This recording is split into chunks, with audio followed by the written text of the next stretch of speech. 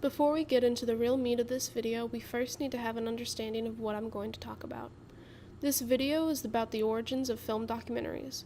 We will talk about what is considered to be the first documentary and why it's qualified as such.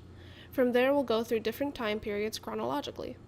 Eventually, we will see a shift among what is counted as a documentary, then finally, we'll end with the documentaries of today, and assume the impact that all this information has on us. First, to understand the purpose of documentaries, we must look at what it means for something to be considered a documentary. The requirements are that they either pertain to or have official records of the subject that they are covering. If it's a film, it will either be documenting something at that point in time or will be based on an actual event or life story. Given these guidelines, we can derive that a documentary must be factually accurate and contain no fictional elements. Let's start off with where the first films began, in 1895, with the Lumiere brothers.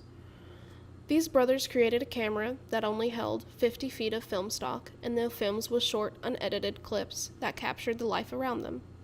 They were called actualities.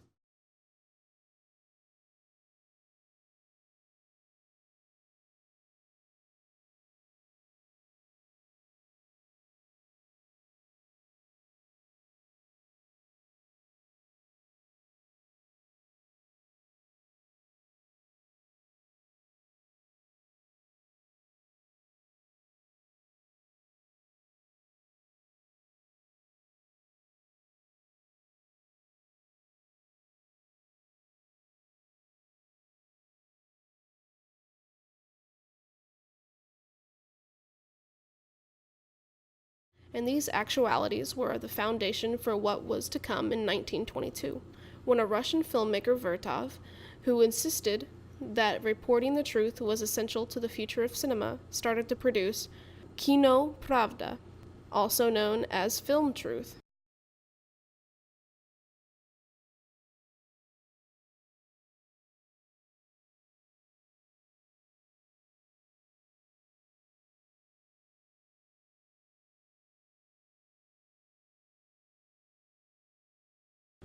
This was a series of new reportage films that foreshadowed both later newsreels and documentary styles. What's considered to be the first official feature-length documentary is Nanook of the North by Robert Flaherty. Nanook of the North is a film that looked at the harsh life of the Inuit Eskimos.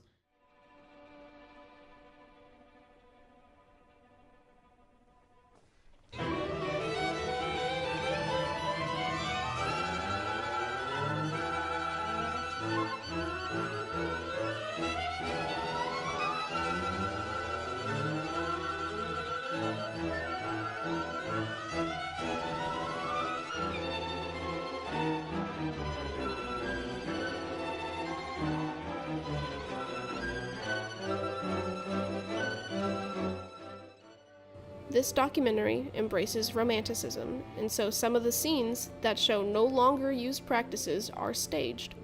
However, it is most likely thought as a documentary because when it was released, it was described as a documentary, and that may have been the first time a film was considered as such. Looking at films before 1920, I found a film that's now considered as an adventure documentary. The film's original name was South, now changed to Endurance. It's depicting a failed Antarctic exploration.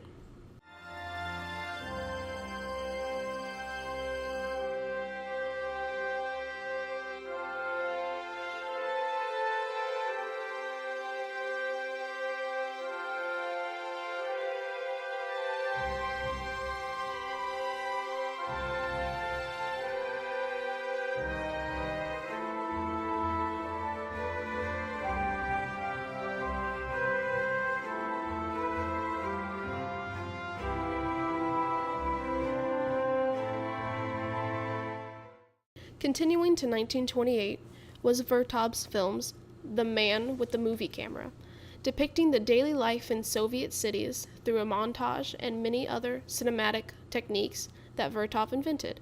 These techniques led this film to fame.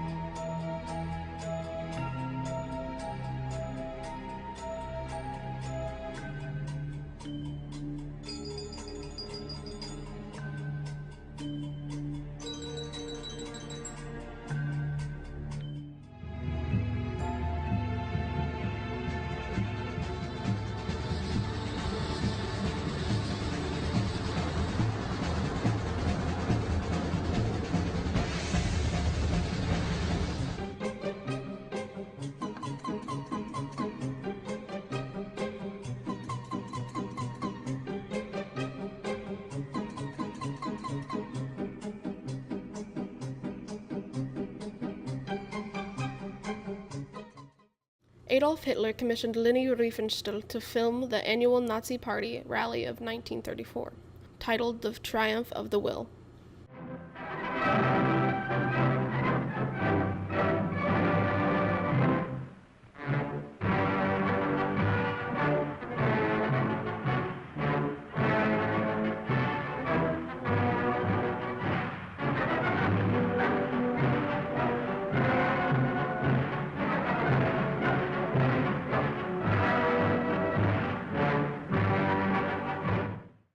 This was the first documentary to ever use propaganda.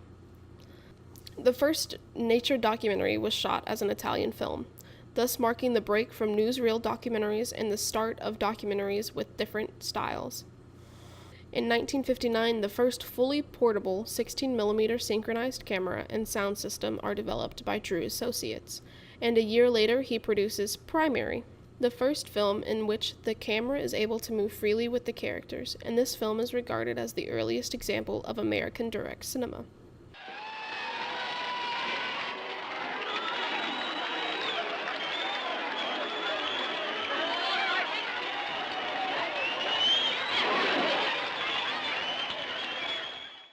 From the 70s to the 90s, we find films from concerts called Documentaries.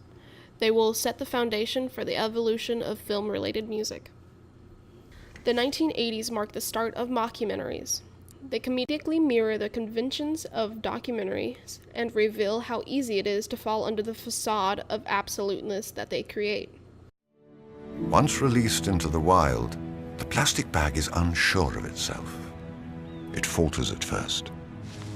But soon, with some help from the wind, the bag will be airborne. This flight will be the first in its long journey towards its final destination, the garbage patch in the heart of the Pacific Ocean. Using the wind to guide it, the plastic bag moves across the city through the air. A city park. This park may at first seem an idyllic place for the plastic bag, but danger lurks round every corner. Here it will encounter many enemies, including one of the most dangerous, park services.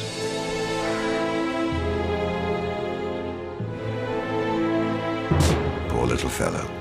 Looks like his journey ends here. Now in 2001, Bill Nichols distinguished particular traits of various documentary styles, thus creating the 6 different documentary modes: poetic, expository, observational, participatory, reflexive, and performance. A year after these modes were established, they were criticized by Stella Bruzzi for suggesting that documentary makers have aimed for perfect representation of the real, and that they would fail this impossible aim. She had stated, "What's the point of worrying about authenticity?" Nowadays, there are arguments that trash documentaries, saying that they manipulate reality, aren't journalistic, and pander to voyeuristic impulses. However, they are also regarded by some as the most valuable and neglected cultural forms of our time. They still have a hold on the public of today through casual watching, but they clearly still have an impact on many. Here are comments that stood out the most when I asked people what they thought of documentaries. If I question something in documentaries, I can look up and do my own research and formulate my own opinion. You need to look at who is making documentaries, and if they are credible, you can choose to believe them. Let their credentials speak for themselves. Documentaries are used as a tool to pass information. If things are reported correctly, they will give you the whole truth and nothing but the truth.